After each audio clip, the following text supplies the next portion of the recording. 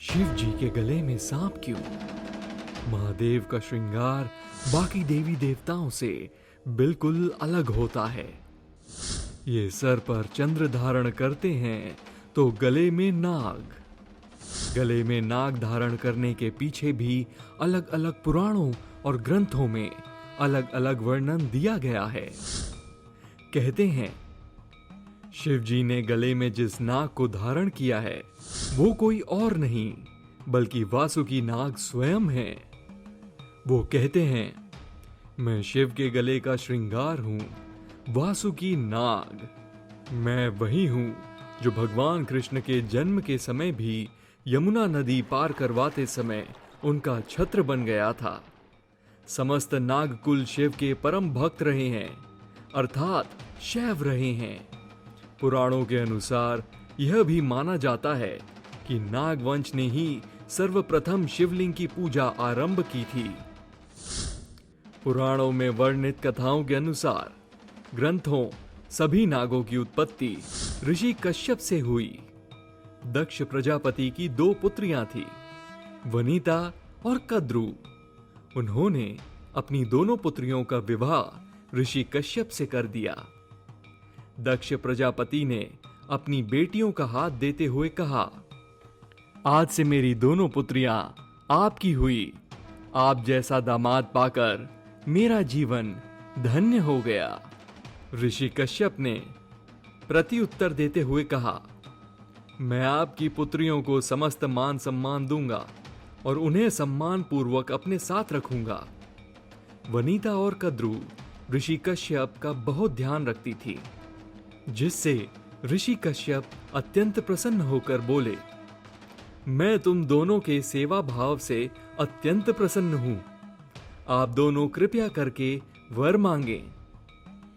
तो कद्रु बोली, स्वामी, मैं 1000 पुत्रों की माता बनूं ऐसा वर दें मुझे। ऋषि कश्यप ने आशीर्वाद देते हुए कहा, अवश्य देवी।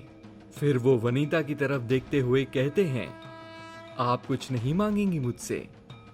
वनिता कहती है, मुझे मात्र 2 पुत्र चाहिए स्वामी, किंतु वो 2 पुत्र सभी लोकों में आपके नाम और कुल को आगे बढ़ाएं, यही वर दें मुझे। ऋषि कश्यप ने दोनों को आशीर्वाद दे दिया। ऋषि कश्यप के वरदान के अनुसार वनिता के 2 और कद्रु के 1000 पुत्र हुए। कश्यप ने पुत्र के पैदा होने पर नामकरण करते हुए कहा, वनिता, आपकी इच्छा के अनुसार आपके 2 पुत्र हुए हैं। हमारे ज्येष्ठ पुत्र का नाम शेषनाग होगा। वह आपके गौरव और चराचर जगत में आगे बढ़ाएगा। शेषनाग 1000 मस्तक वाले नाग थे। यही शेषनाग विष्णु की शैया बने और नागलोक के राजा भी बने। उन्होंने ब्रह्मा जी की घनघोर तपस्या की, जिससे उनको अनंत काल तक नाम बने रहने का वरदान मिला। ब्रह्मदेव ने उनको वरदान देते हुए कहा, आपके फन पर यह संपूर्ण धरती टिकी रहेगी। आपका वैभव अनंत काल तक बना रहेगा। आप पाताल लोक के स्वामी बनेंगे। ब्रह्मा जी के इस वरदान की वजह से शेषनाग नागलोक से पाताल लोक चले गए, लेकिन जाने से पहले वो कद्रु के सबसे बड़े पुत्र को नागलोक सौंपते हुए कहा, अनुज वासुकी, मैं अब पाताल लोक जा रहा हूं। अब इस नागलोक के राजा तुम हो। वासुकी भी शिव के परम भक्त थे। उनको राजपाट में अधिक रुचि नहीं थी।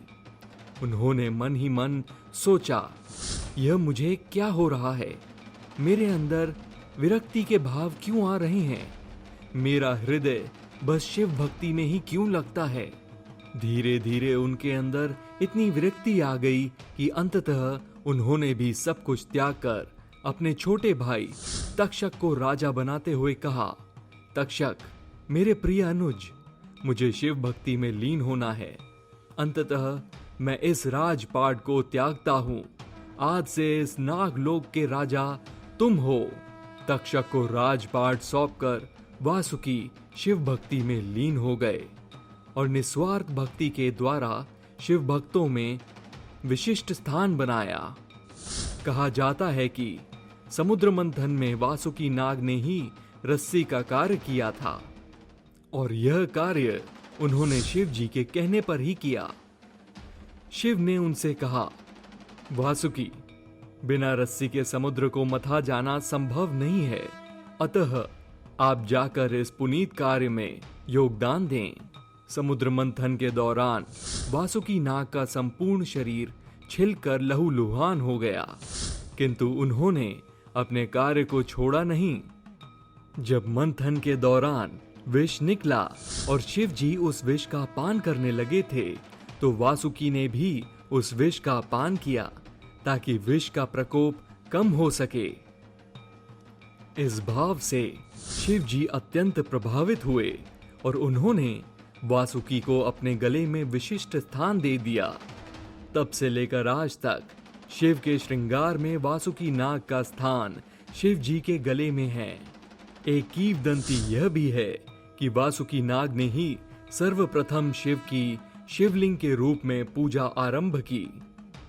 अनंत वर्षों तक वासुकी ने शिवलिंग की पूजा की, जिससे प्रसन्न होकर शिव ने उनको वरदान मांगते हुए निवेदन करते हुए कहा, तुम्हारी पूजा से मैं अत्यंत प्रसन्न हुआ वासुकी, मांगो, क्या वर मांगना चाहते हो?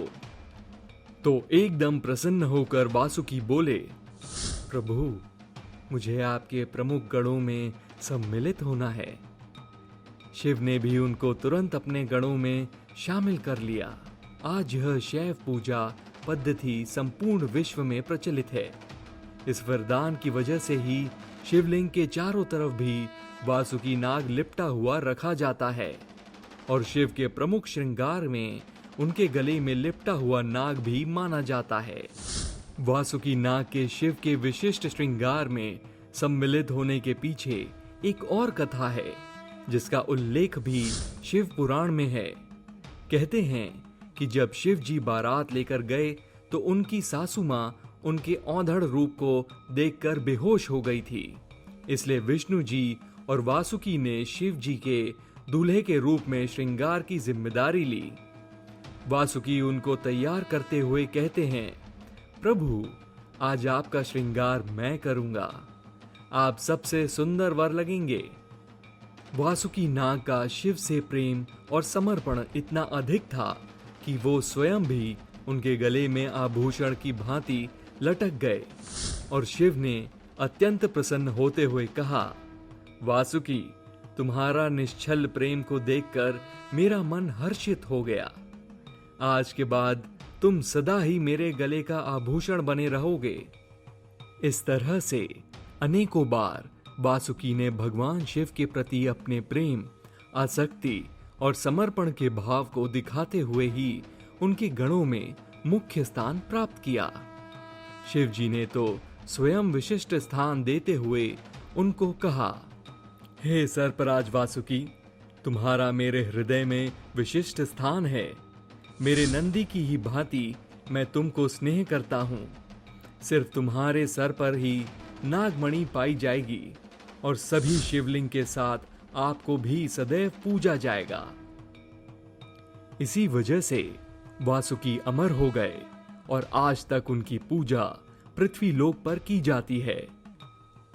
पुराणों में बताया गया है कि उनकी पत्नी शतशीर्षा थी और देवताओं ने नागधनवा तीर्थ में उनको नागराज के पद पर स्थापित किया। वासुकी 5 वन के नाग हैं।